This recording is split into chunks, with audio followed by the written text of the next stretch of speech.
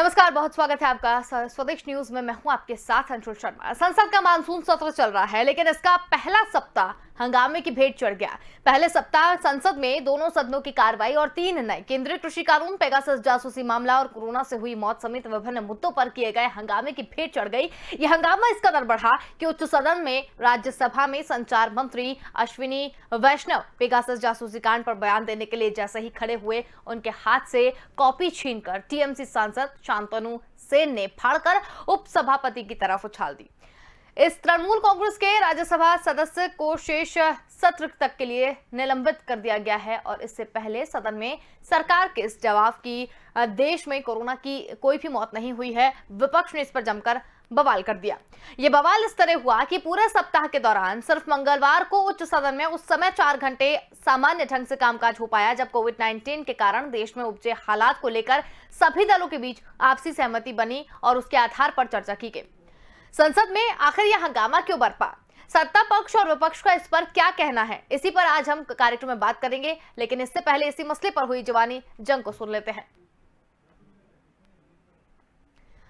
तो किस तरीके से मानसून सत्र में सरकार घिरी है, हंगामा क्यों बरपा है और इस पूरे हंगामे में क्या कुछ निकलकर सामने आया है, इस पर हम बात करेंगे। तो जीएफएक्स के जरिए आइए आपको समझाने की कोशिश करते हैं कि आखिर हंगामा क्यों बरपा। कोरोना कृषि कानून पर भी बवाल यहां पर हुए हैं। इसके बाद आखिर कौन इस हंगामे के लिए जिम्मेदार है, इस पर आज हम बात करेंगे। इसके बाद सदन में मंत्री के साथ झूमा झटकी भी हुई है और सबसे बड़ी बात यहां पर जिस तरीके से बात यहां पर की गई, सदन संचालन पर क्यों बात यहां पर नहीं की गई है, संसद में जमकर हंगामा किस तरीके से बरपा है, इस पर आज हम बात करेंगे। तो मानसून सत्र में सरकार जो है वो घिरी हुई नजर आ रही है।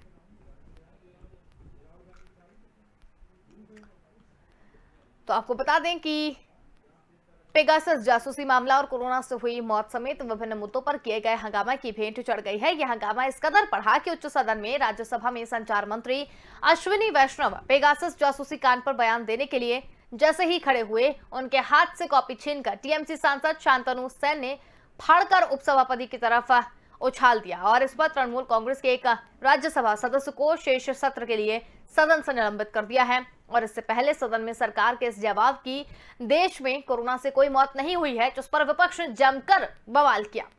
ये बवाल इस कदर हुआ कि पूरे सप्ताह के सिर्फ मंगलवार को उच्च सदन में उस समय 4 घंटे सामान्य ढंग से कामकाज हो पाया, जब कोविड-19 के कारण देश में उपजे हालात को लेकर सभी दलों के बीच आपस में सहमति बनी। तो हमारे साथ मेहमान जुड़ने शुरू हो गए हैं। टीएमसी नेता फरीद खान हमारे साथ यहां पर जुड़ गए हैं। तो सबसे पहले आप ही से जानेंगे कि जिस तरीके से सदन की यहाँ पर बात की जा रही है, सदन में सिर्फ हंगामा ही बरपा गया, इसके बाद कोई बात यहाँ पर नहीं हुई। लेकिन आपके यहाँ पर तो सबसे पहले जिस तरीके से आपके नेता ने वहां पर किया, जो आचरण वहां पर देखा गया कि जो कॉपी फाड़ी गई वहां पर उपसभापति की तरफ फेंक दी गई, तो ये किस तरीके का आचरण है?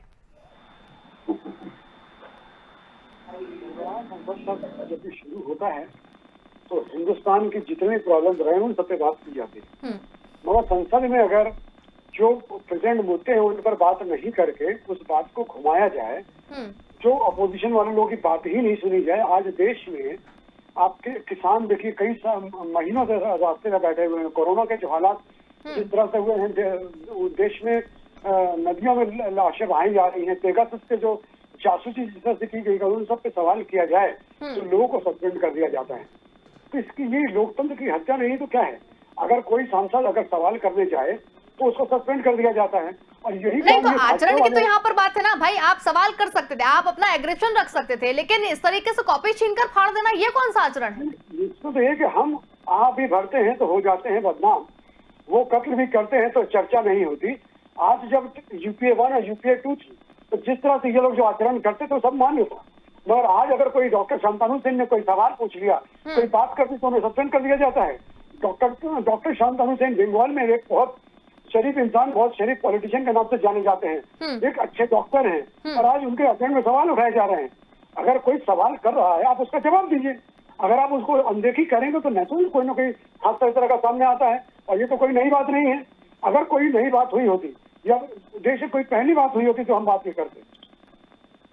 ठीक है फरीद जी, लेकिन यहाँ पर बात की जा रही है जिस तरीके से आपने अभी कुछ देर पहले ये भी कहा कि बात नहीं सुनी जा रही है, जिसके बाद साफ तौर पर जो प्रधानमंत्री है मोदी, उन्होंने भी बाहर निकलते से यही कहा था कि विपक्ष या जो भी अन्य जो पार्टियां हैं वो सिर्फ हंगामा करना चाहती है, बात किसी की सुननी नहीं है। कई बार पीएम मोदी ने भी कहा कि आप बात सुन लीजिए, आप सवाल कीजिए, जवाब दिए जाएंगे। लेकिन इस तरीके से आपको बिल्कुल बुरा लगेगा इस बात का, लेकिन जिस तरीके से नकारात्मक रवैया टीएमसी का रहा कि फाइल छीन कर फाड़ देना। देखिए, आज सवाल ये उठता है कि जहां पर प्राइस राइज के बारे में बात होनी है, पेट्रोल आसमान को छू रहा है, डीजल आसमान को छू रहा है, एलपीजी आसमान को छू रहा है, आप उस पर चर्चा करवाइए ना। जब उस पर चर्चा को कोई बात चर्चा करने के लिए विषय उठाया जाता है तो आप बात को घुमा के चले जाते हैं। तो स्वाभाविक तौर पर अपोजिशन के पास अधिकार है अपनी बातें रखने का। अगर आप उस बातों को नहीं रखेंगे तो क्या होगा? आप लोग तो सिर्फ ये भाजपा वाले सिर्फ मुद्दों को घुमाना जानते हैं, सिर्फ मुद्दों को घुमा रहे हैं। तो नेचुरली अपोजिशन के पास अख्तियार है उनसे बात करने का, और हम समझते हैं कि रूलिंग पार्टी को इसका जवाब देना चाहिए। लोकतंत्र की ये हत्या क्यों कर रहे हैं? लोकतंत्र की हत्या तो इन लोगों ने, जिस दिन से ये लोग आए हैं, लोकतंत्र का गला घोट रहे हैं ये लोग। मतलब जो आचरण आपकी पार्टी ने वहां पर दिखाया है संसद के अंदर, वो भी आपके अधिकारों के अंदर आता है, अधिकार क्षेत्र में आता है वो आपके। देखिए, अधिकारों का तो हनन हो रहा है यहाँ पे, अधिकारों का तो पूर्ण रूप से हनन हो रहा है।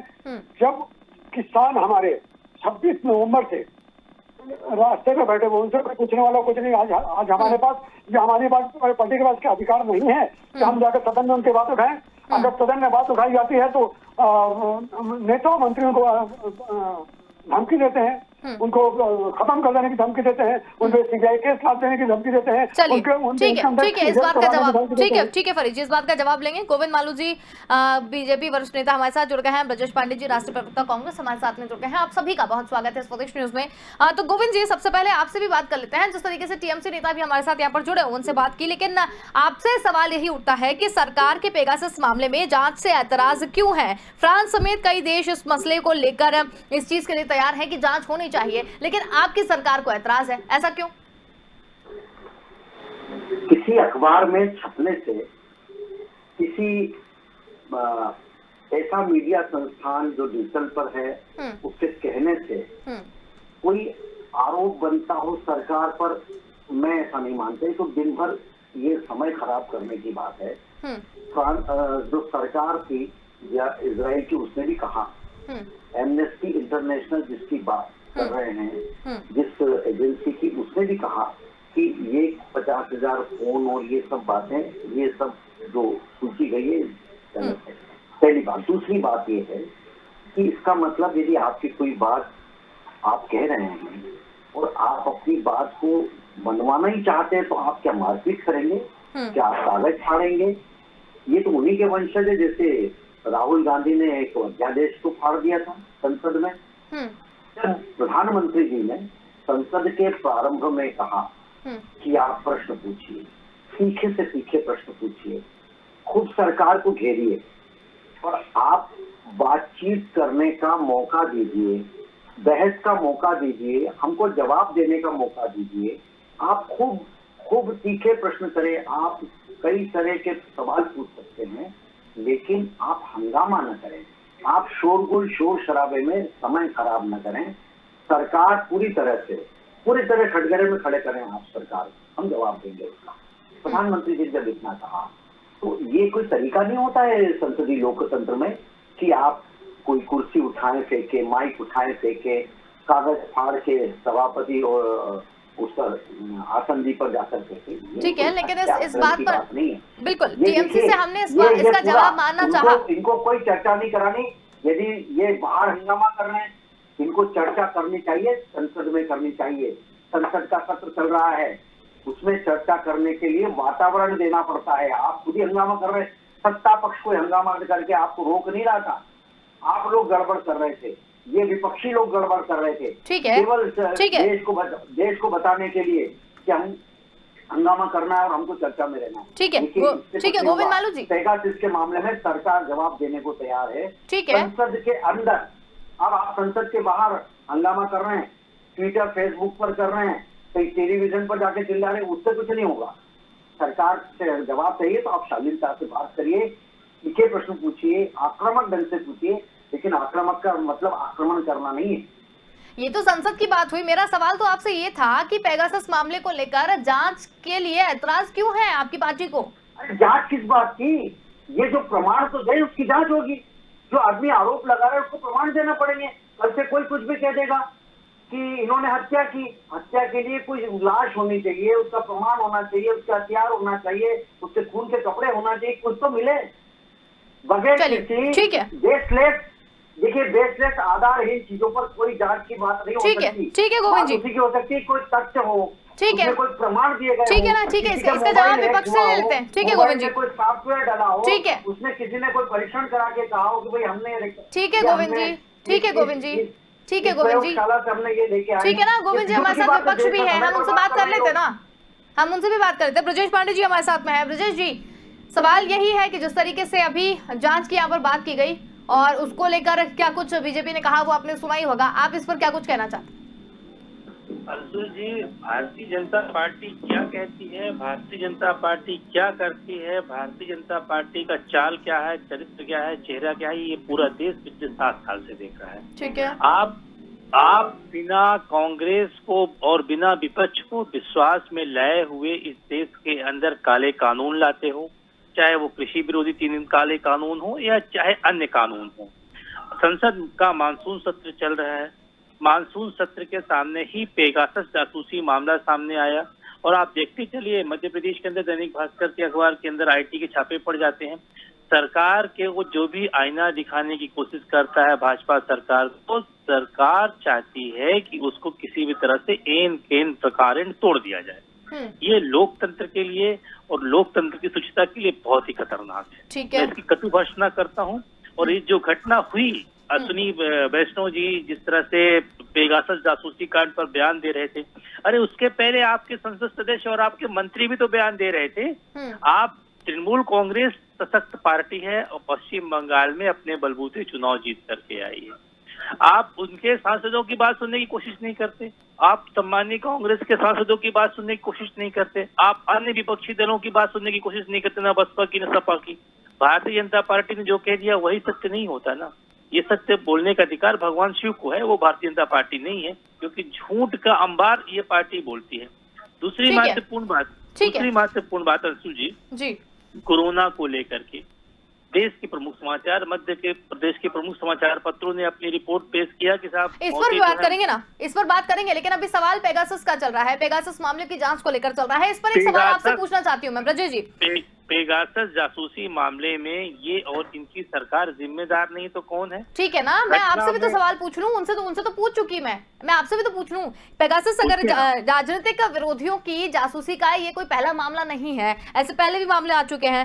राजीव गांधी पर तो ये आरोप लगे थे कि उन्होंने राष्ट्रपति ज्ञानी जैल सिंह की जासूसी कराई थी। चंद्रशेखर की सरकार ही आपने इस बात पर गिरा दी थी कि वो राजीव गांधी की जासूसी करा रहे हैं। प्रणब मुखर्जी की बात ले लें तो मनमोहन सरकार पर उनकी भी जासूसी के यहाँ पर आरोप लगे थे, तो इस पर आप क्या कहेंगे?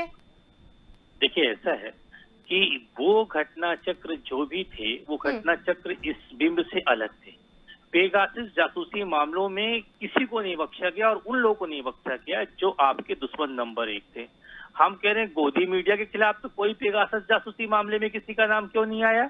उन लोगों का नाम आया जो सरकार को प्रतिदिन उनका प्रतिबिंब दिखाते हैं कि ये नहीं, ये होना चाहिए, ये लॉज होना चाहिए, ये कॉज होना चाहिए। ये सरकार की हठधर्मता है, ये सरकार की तुगलकशाही है और ये सरकार की निजता की पराकाष्ठा है। हम समझ रहे हैं कि किसी भी व्यक्ति की निजता भंग करने का कुप्रयास करें आप। उसमें पत्रकार भी हैं, उसमें माननीय सुप्रीम कोर्ट के वकील भी हैं, जजेस भी हैं, उसमें हर वो व्यक्ति हैं जिन लोगों ने भी गाहे बगाहे सरकार के खिलाफ कभी कुछ भी बोला है। उसमें आप भी हो सकते हैं अगर आप इस तरह की बातें दिखाएंगी तो। हम समझते हैं ये बहुत ही गलत बात है। भारत का लोकतंत्र, भारत के संविधान की धारा 19(1)A, 19(1)B, 19(1)C को पढ़ के देखना चाहिए इन भारतीय जनता पार्टी के नेताओं को कि मौलिक और व्यक्तिगत स्वतंत्रता की कोई निजता भंग नहीं कर सकता। ये करना न सिर्फ संविधान की खुली अवहेलना है बल्कि लोकतंत्र का भी उपहास उड़ाने जैसा है। चलिए ठीक है, गोविंद मालू जी, मेरा सवाल उनसे यही था, जिस तरीके से राजनीतिक विरोधियों की जासूसी कराना एक नया मामला नहीं है, कांग्रेस पर भी इस तरीके के आरोप जो हैं वो लग चुके हैं और उसके बाद उन्होंने जो कुछ कहा आपने सुना ही होगा, क्या कहेंगे आप इस पर? देखिए, पेगासस विवाद के पीछे जो डाटा प्रोटेक्शन बिल हमारे लोकसभा अध्यक्ष का स्पीकर के लिए पड़ा है, उसको रोकना है इनका उद्देश्य। एमनेस्टी इंटरनेशनल ने साफ कहा है कि पेगासस जासूसी से जुड़ी जिस सूची को जो फैलाया जा रहा है उसका मूल डाटा से कोई लेना देना नहीं। पेगासस स्पाईवेयर बनाने वाली इजरायली कंपनी एनएसओ ने बयान देकर कहा कि उसके ग्राहकों से इस कथित सूची का कोई लेना देना नहीं है। जब इस तरह की बेसलेस बात, ये कह रहे हैं कि हमारी सरकार गिरा दी, कमलनाथ जी कह रहे थे कि हमारी सरकार गिरा दी, वो कह रहे थे कि इनकी जासूसी करी। अरे भाई, कहाँ सरकार गिरा दी, किसने गिरा दी? ये ऐसी सरकार सामने जब कोई आदमी आपसे कह के जा रहा है कि मैं जा रहा हूँ तो उसे सरकार गिराना ऐसा होता है क्या? ये कर्नाटक में हेगड़े की सरकार उन्होंने गिराई। आपने भी बताया, मैं भी एक डिबेट में पहले ही बोल चुका हूँ कि किस तरह से जानी जेल सिंह की जासूसी, किस तरह से प्रणब मुखर्जी की जासूसी कराई चिदम्बरम ने, उसकी शिकायत उन्होंने मनमोहन सिंह जी को की। जासूसी का तो एक लंबा इतिहास कांग्रेस का रहा है और वो हम पर इतनी बात आयत कर रहे हैं। राजीव गांधी ने तो 2 पुलिस वालों के कारण जासूसी के झूठे आरोप लगाकर सरकार गिरा दी थी चंद्रशेखर की। तो ये कांग्रेस इस तरह का वितंडावाद कर रही है, केवल ध्यान भटकाने। इनके पास मुद्दे हैं नहीं, सरकार के खिलाफ कुछ बोलने का मटेरियल नहीं है लोकसभा में, तो ये क्या करेंगे? इस तरह से बाधा डालेंगे संसद के सत्र में, इस तरह से हंगामा करेंगे कि लोगों का ध्यान आकर्षित हो, देश भर में हमारा नाम हो। तो ये बदनाम हो रहे हैं, नाम नहीं हो रहा है। ठीक है। इसलिए पेगासस कोई विवाद जैसी चीज जब होती, जब इस पर स्पेक्ट्रम हुआ, ठीक है गोविंद जी, है कोलगेट कांड हुआ, ये सब हुए तो उसके प्रमाण थे, हम तो कोर्ट में। ठीक है, लेकिन एक सवाल का जवाब। ठीक है गोविंद जी, बहुत सारे द्वार हैं। ठीक है, आपकी सारी बात मान ली गोविंद जी, आपकी सारी बात मान ली। एक सवाल और निकलकर इसमें ये निकल के आया है कि आपके जो शुभेंदु अधिकारी हैं वो खुद कह रहे हैं कि उनके पास ममता बनर्जी के जो भतीजे हैं अभिषेक बनर्जी, उसके ऑडियो टेप है, तो ये तो साफ तौर पर प्रमाणित करता है कि आप जासूसी करा रहे हैं। वो ऑडियो टेप होना और ये जासूसी कराना इसमें अलग बात है। ऑडियो टेप है तो वो उन्होंने कहीं बोले होंगे, उसके ऑडियो टेप होंगे, क्यों नहीं हो सकते? वो कोई ऐसा थोड़ी कि सार्वजनिक जीवन में आदमी कहीं कुछ नहीं बोलता है या किसी व्हाट्सएप पर उसने कोई भेजा हो, कुछ बयान दिया हो, कहीं भाषण में बोला हो, तो वो हो सकते हैं टेप। उसमें क्या है?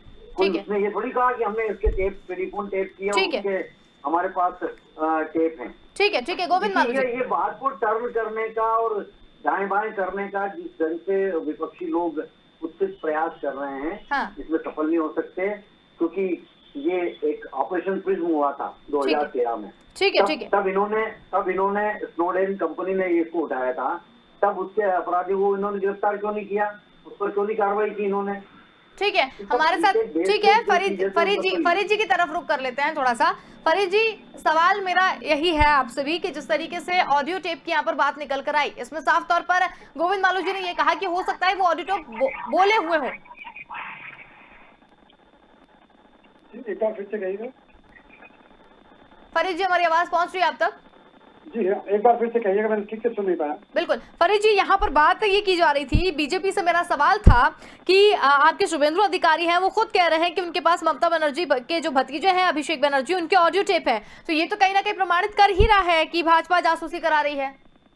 जी बिल्कुल, ये हमारे भाजपा के मित्र जो अभी बात कह रहे थे, मैं इनके बारे में एक ही बात कहना चाहूंगा भाजपा वालों के बारे में, कि वो झूठ कह रहा था इतने तरीके से, मैं एतबार ना करता तो क्या करता। इन लोगों के पास ये प्रणाली और शैली बहुत अच्छी है कि ये झूठ को भी इतने अच्छे से बोल लेते हैं कि जनता उन पर विश्वास करने लग जाती है।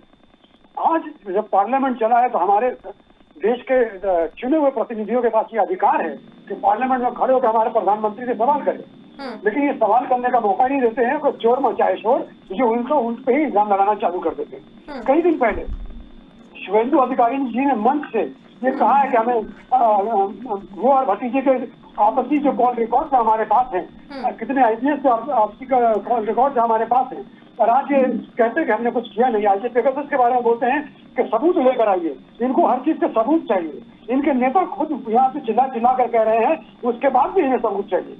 इनके पास लोकतंत्र का इन्होंने गला खोल दिया है, इनके पास कोई चीज सुनवाई नहीं है। आज लोकसभा में इन्होंने शांतनु सेन को सस्पेंड किया कराया है। उस शांतनु सेन, डॉक्टर शांतनु सेन ने बंगाल में कोविड के लिए, कोविड बीमारी के लिए, कोविड पेशेंट के लिए जिस तरह से आके जिस तरह से काम किया, अपनी जान को जोखिम में डाल के जो काम किया है, आज वही शाम कमीशन अगर पार्लियामेंट में खड़ा होकर सवाल करता है तो उसको सस्पेंड कर दिया जाता है। भाजपा से देश को अब कोई उम्मीद नहीं रही है। आज किसान रास्ते में बैठा हुआ है, पेट्रोल के दाम बढ़े हुए हैं, डीजल के दाम बढ़े हुए हैं, राशन का दाम बढ़ गया है, लोग त्राही कर रहे हैं, लोग मर रहे हैं, मगर भाजपा वाले सुनने के लिए तैयार नहीं है। ठीक है। और अगर कोई कुछ बोलने जाएगा तो उसका गला घोट दिया ठीक है फरीद जी, ठीक है। कांग्रेस की तरफ रुख करेंगे। यहाँ पर बात जिस तरीके से की जा रही थी, ब्रजेश पांडे जी, आप कोरोना को लेकर भी अभी कुछ कहने वाले थे, मैंने आपको बीच में रोक दिया था। कोरोना को लेकर भी आपने एक मसला यहाँ पर उठाया था, अभी मुद्दा उठाया था, संसद में भी काफी गरमाया हुआ मुद्दा था, उसके ऊपर आप कुछ सवाल करने वाले थे। ऐसा है अंशुल जी, सबसे महत्वपूर्ण बात यह है कि एक कहावत है कि सूप बोले तो बोले, चलनी क्या बोले। अरे भाई, सबसे बड़ी बात यह है कि भारतीय जनता पार्टी के मेरे मित्र गोविंद मालू जी जो भी तथ्य और तर्क पेश कर रहे थे, शायद वो ये इस चीज को भूल जाते हैं कि कर्नाटक की हाल में चुनी हुई सरकार को गिराने का उत्तरदायित्व किसके पास था? पेगासस कंपनी के पास। इस इजराइल कंपनी को किसने पैसा दिया भारत की ओर से?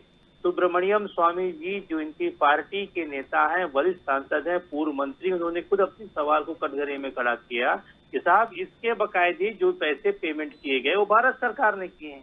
तो अब आप मुझको बता दीजिए कि इजराइल की कंपनी में कोई ऐसा तो उनके पेट में दर्द नहीं हो रहा कि भारत के किसी भी राजनयिक के या किसी भी उस व्यक्ति के जो भी बीजेपी मोदी सरकार के खिलाफ, साहब के खिलाफ कुछ बोले उसके खिलाफ जांच शुरू करा दो। ये पूरी तरीके से प्लांटेड इनकी वो है, कंस्पिरेंसी है।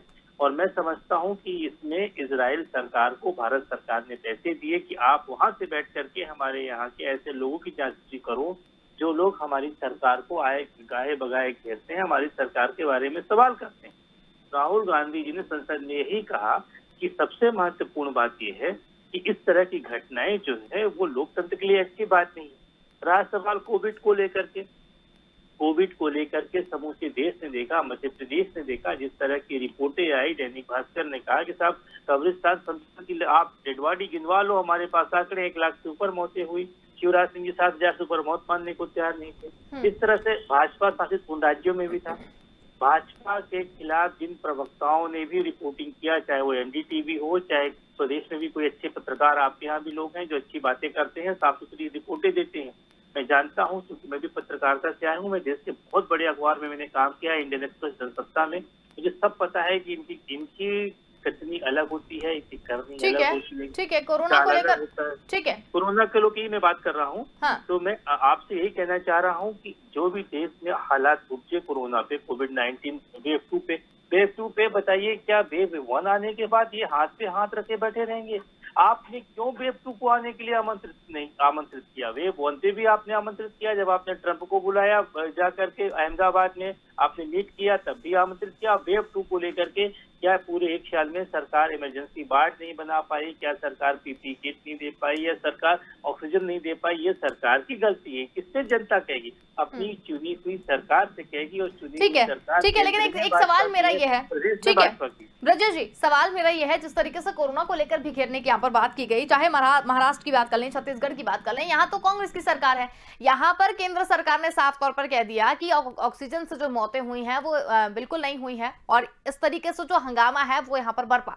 लेकिन सवाल यहाँ पर यह है कि राज्य सरकारों ने ही उन्हें जो आंकड़े हैं वो यहाँ पर नहीं दिए हैं। तो जाहिर सी बात है कि महाराष्ट्र की बात करें, कांग्रेस ने भी कहीं ना कहीं यहाँ पर आंकड़े नहीं दिए हैं, जब तो केंद्र सरकार ने कहा कि यहाँ पर मौतें नहीं हुई है। अंशुल जी, आप बड़ी विद्वान एंकर मध्य प्रदेश की मान जाती हैं, आप इस तरह का सवाल लेंगे, आश्चर्य लग रहा मुझे। कोरोना को लेके ऑक्सीजन से मौतें नहीं हुई, इसलिए इस बात को लेकर के भारतीय जनता पार्टी के नेशनल स्पोक्स पर्सन एक दिन मेरे साथ डिबेट में थे। मैंने उनको कहा कि ऑक्सीजन से मौत नहीं हुई तो काहे से हुई है भाई, आप बता दो, लोगों ने सुसाइड कर लिया है। ये मेरा सवाल है, मैं इस पर बीजेपी से भी बात करूंगी। ये मेरा अपना मतलब पूछा हुआ नहीं है, ये मैं इसका जवाब मैं बीजेपी से भी लूंगी। आपने मुझसे सवाल किया, उसका उत्तर सुन। हाँ। मैं कह रहा हूँ कि अगर कोरोना के समय ऑक्सीजन से मौतें नहीं हुई लोगों की, जिनके साथ कैजुअलिटीज नहीं हुई, तो क्या उन लोगों ने सुसाइड कर लिया है? महत्वपूर्ण बात यह है कि जब सब लोग देख रहे हैं, हम अपनी आंख से विजुअल जो देखते हैं वही चीज मानेंगे ना। जिसके बच्चे चले गए, जिसकी माँ चली गई, जिसके पिता चले गए, जो ये लोग कोरोना के समय काल की तुमगार में ठीक है, समय की भी कमी है। सवाल आप मेरा समझे नहीं जिस तरीके से मैंने पूछा। सवाल मेरा ये था कि राज्य सरकारों ने भी तो आंकड़े नहीं दिए हैं कि मौतें हुई हैं। ठीक है, भयावह मंजर हमने भी कवर किया उस चीज को, हमने खुद अपनी आंखों से ये चीजें देखे हैं। तो फिर जब यहाँ से चलिए ठीक है, इसका जवाब हम बीजेपी से भी ले लेते हैं। आप क्या कहेंगे इस पर गोविंद मालू जी? आखिरी कमेंट आपसे, बिल्कुल संक्षिप्त में उत्तर दीजिएगा।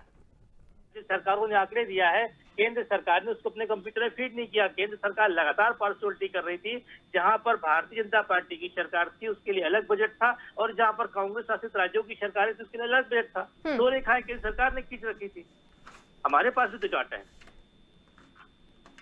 चलिए, बर्बाद किया इन लोगों ने। ठीक है, ठीक है। और जिस तरीके से इनके यहाँ जो हेल्थ का इंफ्रास्ट्रक्चर कितना क्रैश हुआ है और कितने लोग इनके राज्यों में काल कवलित हुए हैं, ये केवल बदनाम करने के लिए, भारत को पूरे देश विश्व में बदनाम करने के लिए। चलिए ठीक है ना, समय ठीक है, सबको यहाँ पर मौका दिया गया था, सभी ने बोला समय की कमी है। यहाँ पर आप लोग जुड़े, यहाँ पर बहुत धन्यवाद, हमारे साथ जुड़े, उस पूरी चर्चा में शामिल हुए। तो हंगामा क्यों बरपा, इस पर हमने आज बातचीत यहाँ पर की, जिसमें संसद का मानसून सत्र चल रहा है, लेकिन इसका पहला सप्ताह हंगामे की भेंट चढ़ गया। पहले सप्ताह संसद में दोनों सदनों की कार्रवाई और 3 नए केंद्रीय कृषि कानून, पेगासस जासूसी का मामला और कोरोना से हुई मौत समेत विभिन्न मुद्दों पर बात हुई, जो कि सिर्फ हंगामे की भेंट चढ़ गया है। अब सवाल यहाँ पर यह है कि जब संसद का मानसून सत्र यहाँ पर चल रहा है, हंगामे किस तरह भेंट यहाँ पर चढ़ेगा, तो फिर आखिर जिसका उद्देश्य है संसद का, वो कैसे होगा? फिलहाल के लिए इतना ही। देखते रहिए स्वदेश न्यूज। नमस्कार।